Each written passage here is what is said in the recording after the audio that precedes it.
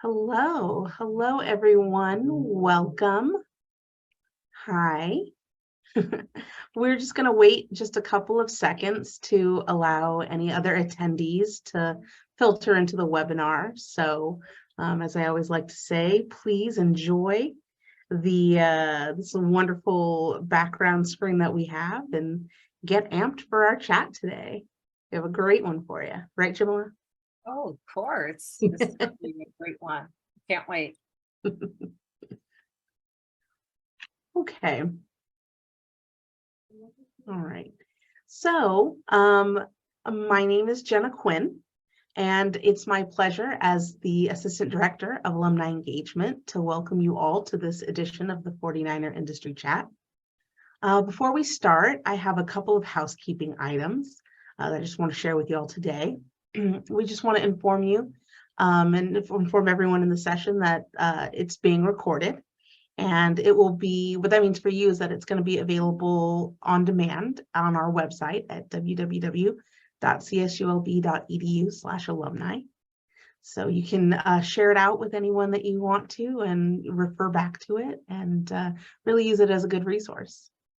But for those of you who are here today live, this is a webinar format, so we're going to go ahead and encourage you to use the Q&A box to submit any questions that you might have for our guest speaker today.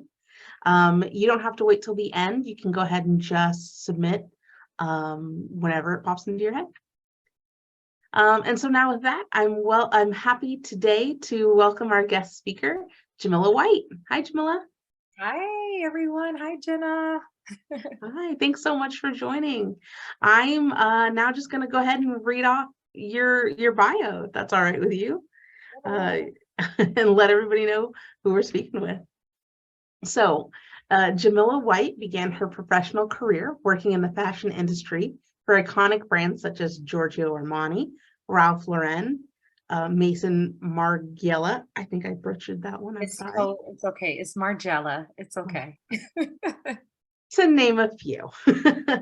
With her unique background in fashion and her winning smile and knack for building business solutions, Jamila decided to fuel her passion for the beauty industry by working for the #1 leading beauty company, L'Oreal. At L'Oreal, she worked as an accounts manager for their leading professional hair care brand division. As a talent thought leader and a business professional, today, Jamila works as an associate global director for Briogeo Haircare Company, the authority leader in the clean hair care space. Jamila holds a BA in psychology and an MS in industrial organizational psychology. And in her spare time, she enjoys running, laughing, traveling, eating home-cooked meals, and relaxing at home. And she recently launched an online dog treat business called Doggy Nibbles that she says is her purpose passion project. She's devoted to helping dogs live their happy whole lives. So everyone, please help me welcome today's 49er Industry Chat host, Jamila White. Yay! And the crowd roars. Yes, the crowd roars, crowd goes wild. Oh. Thank you. Thank you for being my hype woman today. Awesome. You know, everyone's got to have one, right? So let's start off, Jamila. Let's just launch right into some questions. Let's start off with a little bit of background. Can you tell me what kind of, what led you to CSULB? What kind of experiences led you to choose CSULB? What was that journey from, I guess, birth to CSULB? Yeah, well, I'm gonna make it really quick and short, especially from the journey standpoint, because if I really had the time, it would take this whole time that we have together, right? So honestly, I wanted to go into clinical psychology. Either I wanted to be a school counselor, I wanted to help some way, some form or shape, I wanted to help other people. And when I was looking at colleges, before graduating from high school, and I'm originally from California, so just FYI, I live in New York now, but I'm a Cali girl and I will always be a Cali girl. So from SAC. So basically, I started doing my research. I was like, I want to go to the top school that has a really great program for psychology. And guess what? Cal State Long Beach was that college for me. I applied, I got in, yay, I'm excited. I applied for the dorms, and guess what? I didn't get into the dorms. So I was like, what am I going to do? Like, I can't, I can't be homeless at school, you know? And I'm like, I don't know anyone else out there in Southern Cal. So I was like, I'm just not going to go to school. I'm just not going to go to college. Promise you. A month and a half before school starts, I get a letter in the mail saying, hey, we have a space for you now. And I'm just like, now I'm scrambling, like, I have to send the money, I have to do all these things. And I'm like, but this has to be, this is meant to be for me to come to school. Packed up my car. And at the time I had this car I used to call Red Rover. It was a 240 SX Nissan, 5-speed. Yeah, I'm that girl that drives thick. And I packed it up with a friend of mine. She rode down with me. She flew back. And that's where I began. I felt like my life at Cal State Long Beach. I have friends to this day that we are still friends. And the experience there, honestly, is priceless. And I tell everyone, you have to go to college. Like, you get to find out who you are, what you like, what you don't like, the decisions that you need to make for the rest of your life really are critical and pivotal at this very moment. And then the people who you connect with, like, you'll have them for forever, right? And then I know you're going to ask me more questions about school, but I was a part of the Black Student Union. I can't remember everything else I was a part of, but guess what? Majority of the time when I was studying, I was at the beach studying, technically. And like I said, you just had such a great time. And I would always remember my days in Long Beach. And so, yeah, that's really how I got there. So what else you want to know? Yeah, no, I think you transitioned wonderfully because, I wanted to ask about your student experience at CSULB. Like, you got into the dorms, thank goodness. So you were an on-campus student rather than a commuter student. Yeah. And so let's go with the one you remember, like when you were a part of the Black Student Association. What was that like? Did you hold any offices? Did you, was there any faculty or staff or even just student who like made a really good impact on you, or like what was that experience like? Yeah. Oh my gosh. So when I think about the community that I had at the school, so it was more so we knew each other, like we supported each other. When it came down to tests and finals, like we were going to get Krispy Kreme donuts at 2, 3 o'clock in the morning, going to 7-Eleven, going to get a Slurpee, and then going back to the library to study and to really put time in, right? But we all supported each other. And that wasn't just the Black Student Union Association, that was other organizations, that was other clubs that we were a part of. And at the time, it just, it gets away from me, but it was a connection with the students. It was a connection with people that were in the dorms. Like, when randomly, and I don't know if they're still doing this to today, when it was around test time, someone was always pulling the alarm. So we always had to run out. It was like, what is going on? We're trying to study. We're trying to, get time in. It was like, who keeps on pulling the alarm?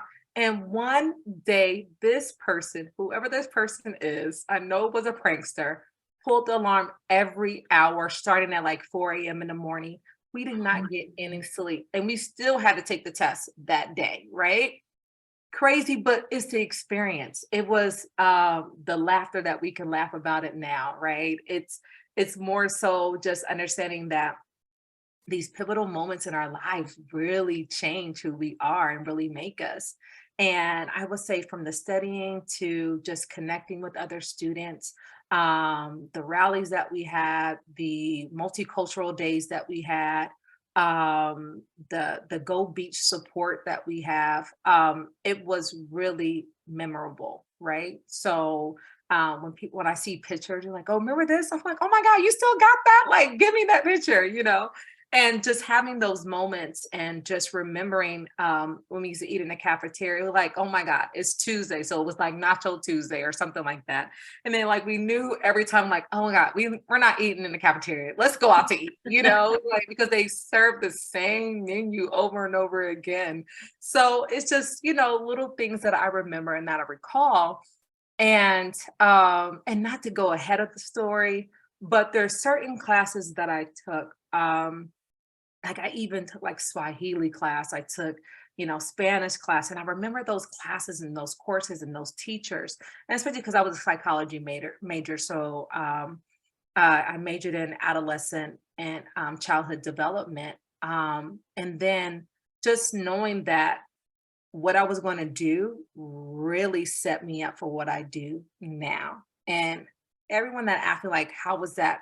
What's the correlation? So I'm going to get there soon enough, but it definitely set the foundation and the stage for who I am today, what I do now, the way of thinking, my processing, how I function in an organizational structure is really pivotal. And yeah, so I'm going to tell you more. But Jenna, go Yeah. ahead. Yeah, thanks. Yeah, absolutely. And let's start with that, right? Like Yeah. what made you psychology, that's what you studied when you were here. What made you want to do that in the first place? What was it about psychology where you're like, oh, this is it for me? Or what were you planning on doing with it? Like, what started you there? Well, let me say this, and I forgot the teacher name. Professor, actually. He said, everyone thinks psychology majors are crazy. He said, we are. Like, that was like the first class. I was just like, am I really? I started thinking, I said, the only reason people think that we're crazy is because we think so much. We use our analytical brain to dissect and to tear apart and to put things really back together, right? We want to know how the process, like what makes you think like that? Then we actually are going crazy because you're trying to think like the person to see how did you come to this point? Like, why would you do this?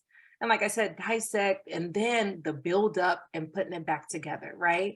And for me, I thought I was going to be a mechanical engineer because I like to break things apart and put things back together. But I started funneling all of that energy into the analytical side. And when I listen to people speak or talk, not to say that I'm analyzing them, but I'm really keen and listening to them to where now I can formulate in my mind, not an opinion, but have, I would like to say, a mood board of who I am speaking with, right? So it's very colorful, it's very intricate, and I can now see the full picture. And I think that really, for me, I was like, psychology is it. Psych, the mind. Hello, it's perfect. Yeah, I got all of a sudden like, oh no, she's analyzing me. Got all nervous for a second, but no, I think I can dig the mood board thing. I'd love to see that. But that's cool. That's very cool. And yeah, I can't imagine what it would be like to just be sitting there in your first class and having your psychology professor be like, we're all crazy. Yeah, basically. That's great. Well, so I think though, when people think about psychology, right, they might not immediately think of going into the fashion industry, right? If someone's interested in the fashion industry, they might think about going into the College of Business. So I guess we'll just start off with like, what was your first job after you graduated from CSULB? And then we can kind of just talk about your professional journey. Like how did you get from psychology to the beauty industry? Yeah. Oh my goodness. Okay. So here goes the nuts and the bolts of this conversation. Okay. So once I graduated, I'm like, okay, I got a BA. I said, I have to get a master's. Like, there's no way what I want to do is going to take more than just in a Bachelor of Arts degree. So I'm like, but I need more money. Like, I need to work and I need to go to school. I need to figure these things out. So I'm going back and forth, back and forth. So I decided to move back home for a little bit. I was like, okay, yeah, let me save money. Like this was my game plan. Let me save money, but let me still work, still helping people. So then I got certified as a visual spatial learning therapist. So I was working with kids. That was one part of it.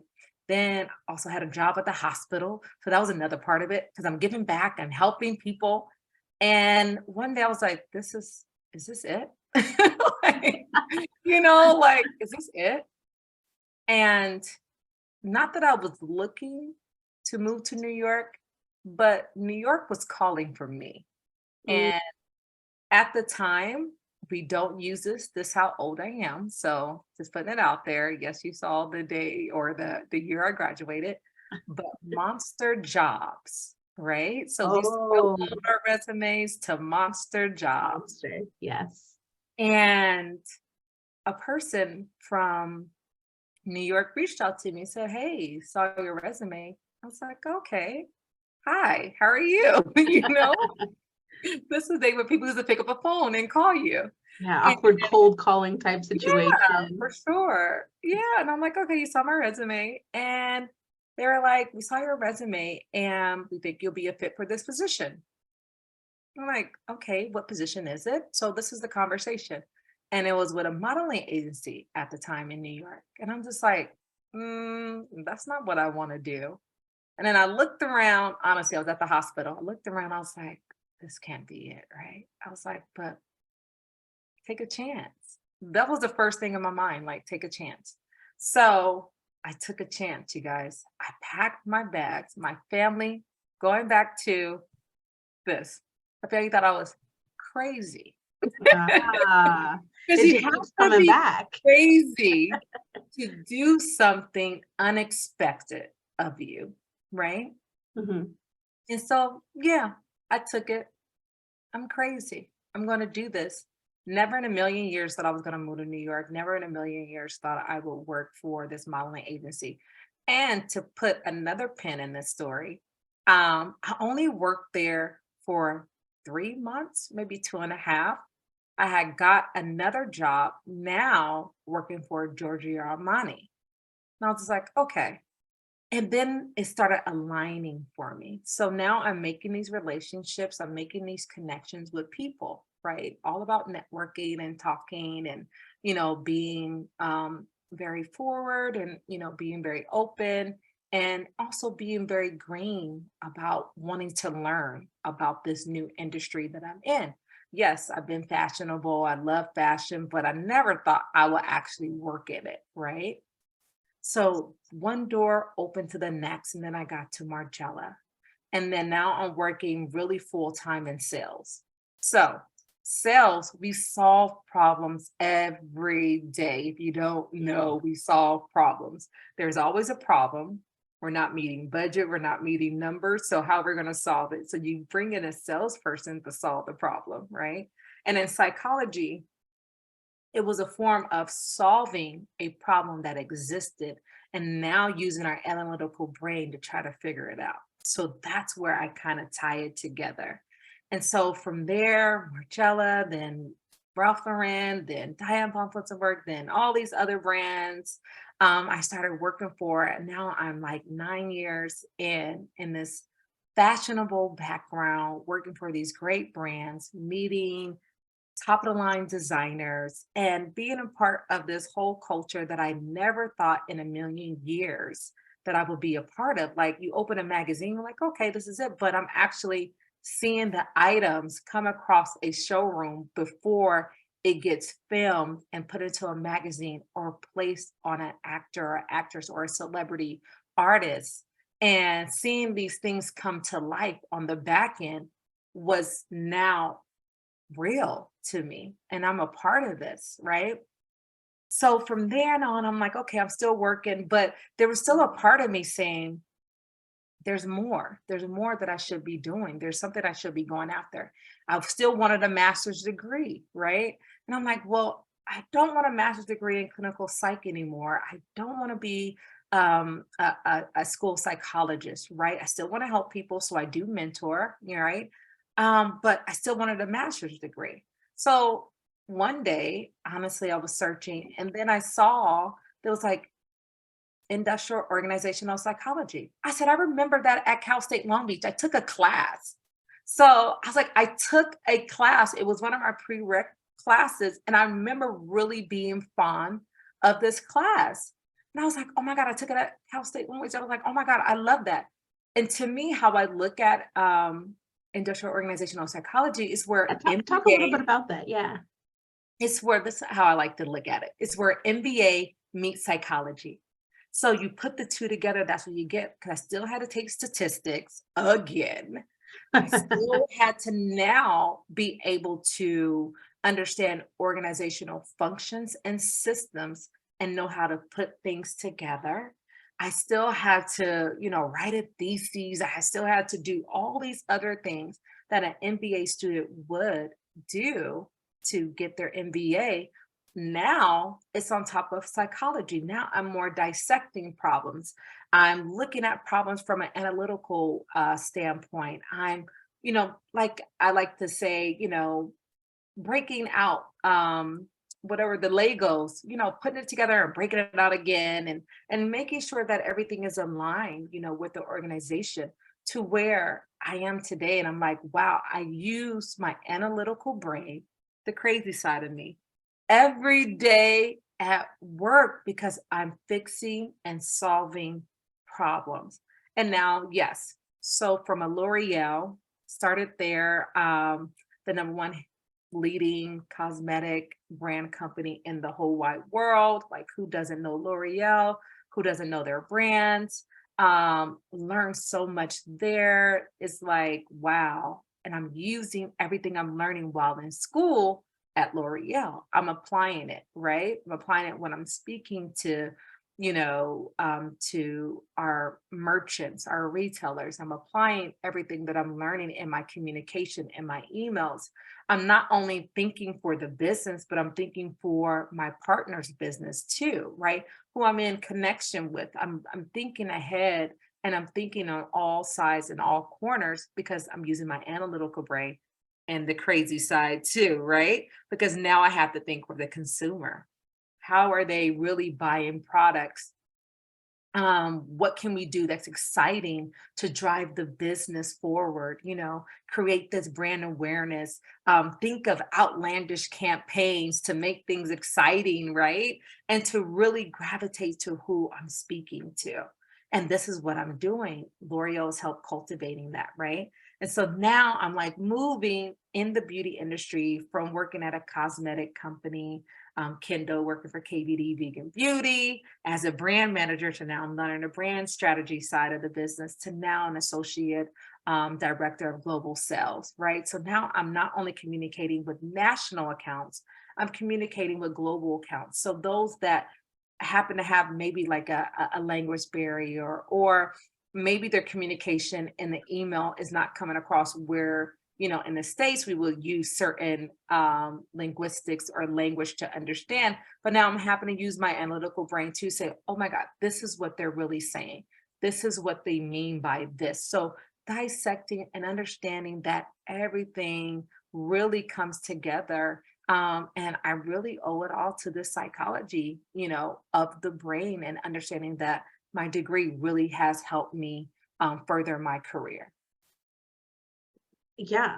Awesome. I mean, truly, that was truly a whole journey, right? Somebody in the chat has asked, and I think you did touch on this, but were you interested in fashion throughout your formative years, or was it something that you got interested in later? Like, was this a real Devil Wears Prada sort of situation? Or, Well, I mean, yeah, well, I promise you, if you look at old pictures of me, I was always a fashion forward girl, right? I just never thought I would go into the industry. So if I was putting together a look, definitely I would be the person in the room with a different look on than everyone else, right? Throwing colors where you wouldn't normally put colors together or throwing an accessory like I love a cute handbag. I love a clutch bag. I love bracelets. I love earrings, as you can see. Like, I love things that really make an outfit pop. So I've always been that way. And I do owe it to my mother. She is hilarious, like literally, like she loves hats, like that's her thing, right? That's her signature look. And I think a lot of that I get from her and my family, and I get inspired by people around me often. So yeah, I've always had that knack for fashion. Cool. Well, speaking of inspiration, in your field, right? In the field that you're in, whether you're doing sales or being a brand ambassador, like what do you consume, or what do you look to, or what kinds of steps do you take to find those inspirations, right? Or to find, the direction you're going to go in your career and in your job. Yeah. Well, with me, the inspiration or direction, it has to feel right. I'm sorry. If it doesn't feel right, I'm not doing it. Just like if food doesn't look right, you're not going to eat it. And it's true. And honestly, there are other jobs I could have said yes to, but it didn't feel right. It didn't feel like it was a one for me. No matter how much money, you won't be happy. So why? And I often say, people, there's like a high moment when you get your job, like 6 months, you're excited, like, oh my God, I'm in a job. Give me the real after the seventh and eighth month. But I never wanted to go into a job feeling like that, like, oh my God, this is just a 6 month high. I wanted to know, hey, this is where I need to be for now. I need to believe in my leadership. I need to feel that connection with the company. I need to feel that connection with my leader. I need to feel like they're going to pour into me so that so that I can grow. Because I'm always looking to learn. Like whatever book I'm reading, like give me something I don't have before. I want to increase my knowledge. I'm not looking just to work a job. I'm looking to really feel purpose. Like, is my purpose here? What I'm going to do to not just leave my name, but leave an indelible impression, knowing that, hey, I helped someone along the way. And yes, I'm in hair care, but I'm helping people with the best product for their hair. So, in a sense, I'm still feeling my passion of helping someone else. And that's how I always look at it. Like it has to feel or be a part of a purpose, passion that is driving, me into the next leg of my life, and especially during careers. Well, helping people, you mentioned earlier that you're into mentorship.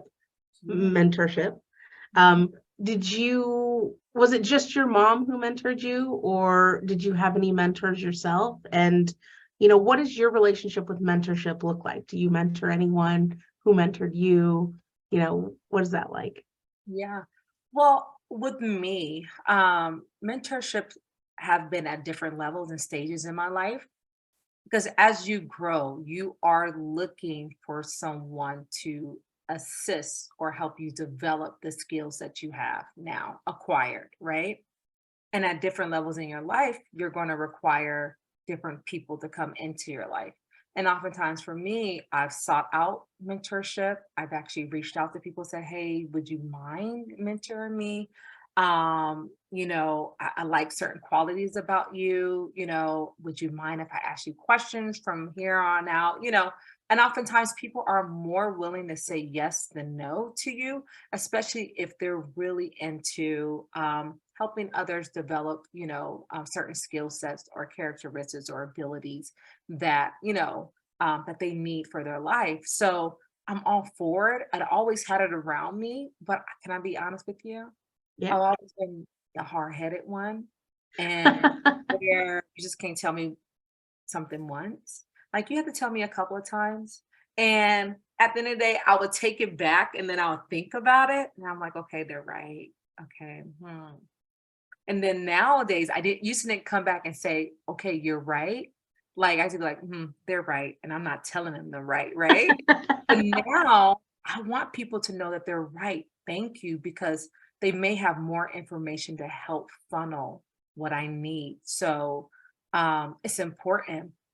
And when I think about mentorship now, it's so needed. Like connect with the right person, connect with someone that doesn't have to look like you, doesn't necessarily have to have the same background like you, but you know that the information that they have could afford you your next level or your next leg in life, to help you along the way. And it's always good to talk to people. So here we go back to psychology again. It's always good to talk it out, right? You never know the wealth of information someone may have on the inside of them unless you really be able to explain or say it yourself. And I'm all with mentorship. I do mentor those that come across. I've had some that, I've mentored for a year. I've had some that I've mentored for a couple of years. I've had someone that kind of stayed around every now and again. They touch base back with me again to see what's going on, or I'll reach out and say, hey, what's new, right? I think it's important because we need each other to help each other grow and continue to grow. And this is what it's all about. We have to be a nation, really, that's really extending our hands to help anyone that is in need. Awesome. We have another comment or another question from the chat. They start out, love your confidence. Moving to a new city like New York must have been challenging. What advice do you have about taking the leap into the unknown? Can I say what I went out there thinking in my mind? I said, I don't want to change who I am just because it's a new city. I said, I want to still smile and speak to people, which I still do. But of course, I'm a little reserved when I'm around different environments, but I never wanted to change me and who I am, right? No matter what. And it hasn't been easy in New York. Let me say that. It's definitely a culture change, especially coming from California. Things are very different here. People are very different here. But what I've learned and what I understand from this experience is that if I don't change who I am just as a person, but everything around me can change, is that I still have to believe in why I'm here and what purpose has driven me or drove me here or brought me here. And I have to continue to keep that on the forefront of my mind. Because it's just not about me. It is about helping someone else along the way, right? I think if you just start looking at life like that, overall, you will see your situation a lot different, right? So yeah, New York is a tough, hard city. And I think, who was it? It could be Snoop Dogg. I think he said it. And he was like, if you can make it in New York, you can make it anywhere. Someone said it. So put it in the chat who said it, because I don't know. But definitely first. yes. But if you come to New York, you can make it. You could definitely make it anywhere. And I know I can. Awesome. Well, yeah, I mean, you're clearly making it. So no, so if you were going to give any advice to a fellow alum, maybe a recent alum or student who's interested in doing what you do and working in the beauty and fashion industry, what sorts of advice would you give them? What should they be looking to do? What should they be looking to study? What advice would you give them? Yeah, stay green. Stay green, stay eager, stay wanting to learn, right? No one ever likes a know-it-all. No one wants to speak to people that think they know everything. Be open to receive more so than to give, you know? And then expand your environment around you, right? Expand, even when I look at it as food, right? Never say, oh no, I don't eat that if you've never tried it before, right? Be open to taste and then formulate your own opinion about something that you may like or you may not like, right? And then to me, it's about expanding again your environment. Be open to receive from people from all walks of life, because I feel like each culture, each person has something to offer you that will be valid for you. So that's one of my advices, or a few of them. Yeah. Someone's interested in in your, as they termed it, side hustle, but can you share about the process of starting your own side hustle with doggy treats? Ooh. What advice would you give to someone who wants to launch a product as well? Yeah, I feel like that's something that that's definitely my bad. I didn't touch on that. Tell us No, the it was coming. Like we had to go through the degree, we had to go through the beauty companies. And now all of a sudden it was like fashion, what is it? Fashion, beauty, now dog. Like, where yeah. does it all come up from? You know? Yeah, what happened there? And I think in your bio, you described it as your passion project. So yeah, Right. what Yeah, happened? totally. So to be honest with you, it's still alive with my purpose and my passion to help. And it is not just helping people, it's helping our animals that we love, that we call family, right? We want them to live their healthy, whole life as long as possible. And so, why not give them products that will be good for them, you know? And so, honestly, I saw a dog that was in need. And I asked the owner, what's going on with your dog? Like, it looks like your dog is sick. Next thing you know, it sent me down this rabbit hole to where I'm researching, researching, researching. And I was like, there's nothing out here in the market that really is speaking to healthy products for dogs. And when I go on to Chewy and Petco, make a long story short, it's overwhelming for the pet consumer. So I was like, why not have a website catered to healthy treats for dogs? From then on, I've been getting reached out to fur parents about allergies. And now I'm like a vet without the degree, Oh, you know, wow. I do a lot of reading. I can only give, my advice, right? But from then, I think it has to be something that you're willing to do and you're willing to stick with for one. This process did not come overnight. It really took me a year to formulate the whole business model and metrics, to formulate a marketing plan, a sales plan, to look at target market. So there's really different levels to opening your own business, understanding what business you're really catering to, what you're modeling. And then you need to speak that business. You have to speak that language. So it's really intricate. So from then on, yeah, I launched this brand called Doggy Nibbles. Check out the website if you haven't already, www.doggynibbles.com, and that's DOGGYNIBBLES.com. Alana will put it in the I'll chat for put it in the anyone. chat. Thank you. So yeah, and it really just came my passion purpose project. And that's how it came to life. Hopefully I answer your question. Yeah, sure. I mean, I think that, yeah, the advice for someone who wants to launch a product or to launch a site is, you got to know it, right? You definitely got to know it. But I'm stuck on the whole story of I saw this dog one day and it looked bad.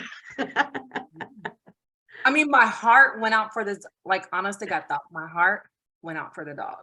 And I Yeah. was like, oh my God, what can I do? And now in my building, they know that I'm the dog treat lady that has the healthier options. My friends call me the dog whisperer. Like, I can't help it that they run up to me. Not that I have treats to offer them all the time, but I do have a connection to animals. Yeah. Well, are you going to be launching your own treat, right? Like it's just It's coming down. It's coming down the pipeline. So look for that in 23. oh, Yeah, that's the way to go. That's the way to go. wonderful. Okay. And yeah, it looks like I mean, I know that I'm going to Doggy Nibbles after this, so I'm like just rushing through this, but um any final thoughts or observations, recommendations, or words of wisdom for any 49ers that are listening? Yeah. I think we hear this a lot, but I can't stress it enough. Stay true to you, right? Stay true to what's calling you to move forward, right? And especially if you're locked into a university, which is Cal State Long Beach, an organization such as it is, and they're really into their student body. I still get emails, alumni emails, follow-up emails, what's going on at Go Beach, at the beach. And I have not seen so much of a commitment from a school from anywhere else, and I don't think you will. So use the resources that you have at your at the helm. Use everything, reach out, make the connections, stay connected, and give back, and which is so important. Be able to give back.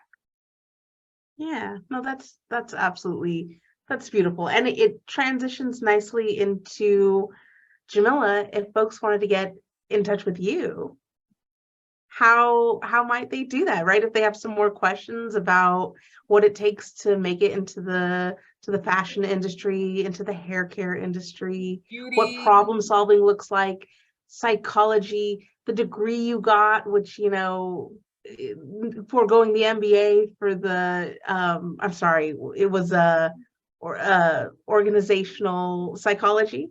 Industrial organizational psychology. Industrial organizational psychology. How might they get in touch with you?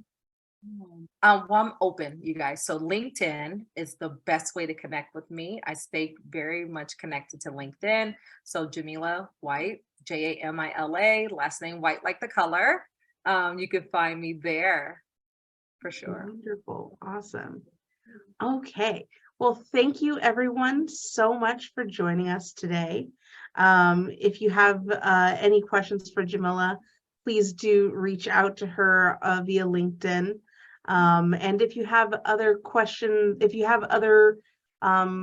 questions about, you know, who you might try and connect with, we do encourage you to get onto Beach Nexus, which is our own, so I like to call it our own CSULB LinkedIn, but it's a networking platform for our students here, and our alumni, our faculty, our staff, pretty much anyone in the beach community to kind of get together and talk about industries, all kinds of industries.